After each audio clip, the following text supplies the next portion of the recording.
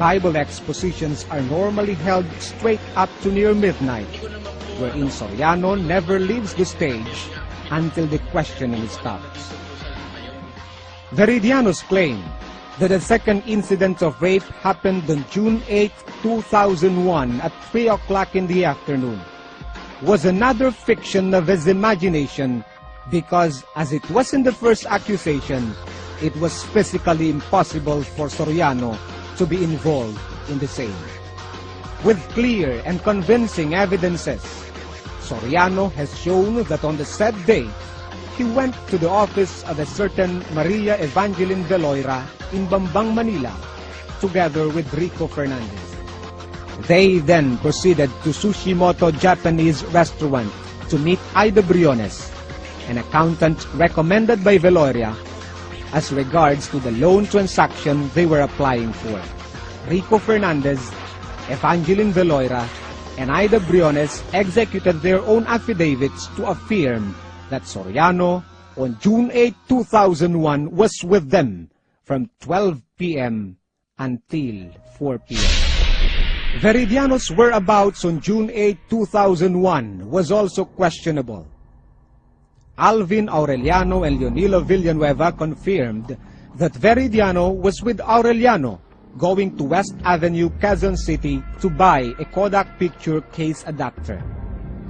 This claim was fully substantiated by an official receipt with a set date bearing the signature of Veridiano supporting that a sale transaction actually transpired on June 8, 2001. The rape case was actually dismissed by the investigating prosecutor in the prosecutor's office of San Fernando, Pampanga. However, for quite some time, the office cannot release such resolution of dismissal for reasons that were only known to them. The investigating prosecutor found no probable cause to prosecute Soriano, as he believed that Veridiano's accusations were all lies and fabricated. Apparently, the charges were filed on account of Veridiano's ill will and desire to retaliate against the group. His credibility is also questionable because after he had been kicked out from ang dating daan, he joined the Iglesia ni Cristo, a church group that is known as an arch-enemy of Soriano's group. Veridiano was only retaliating and is being used by Iglesia ni Cristo to destroy Soriano's reputation.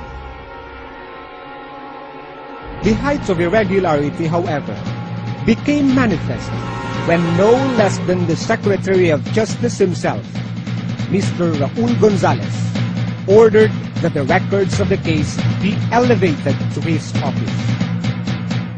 The order was blatantly irregular because the normal procedure was not adhered to. Besides, the case was evidently of a strong interest to the Justice Secretary for putting his own hands therein. The normal procedure would be to release the resolution from the investigating prosecutor, after which the city prosecutor will approve or reverse the same. Then, that will only be the time for any of the parties to take action, whether to file a motion for reconsideration or bring the action to the Department of Justice.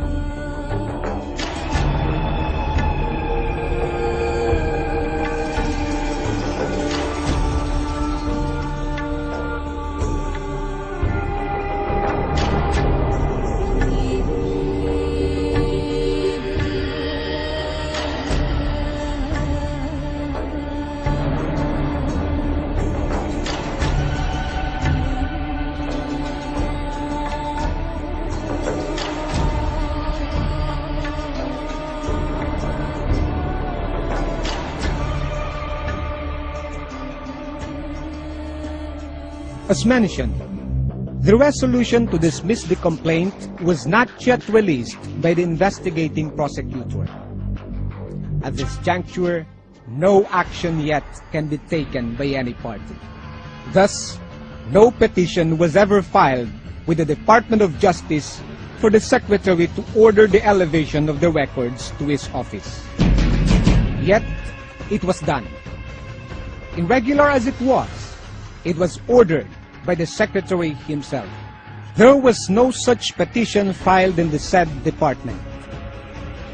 Despite the situation though, the Justice Secretary commissioned his own prosecutor and released its own resolution, as if it was he who conducted the preliminary investigation, and issued a resolution finding probable cause to indict Soriano, which was immediately followed by an information filed in court.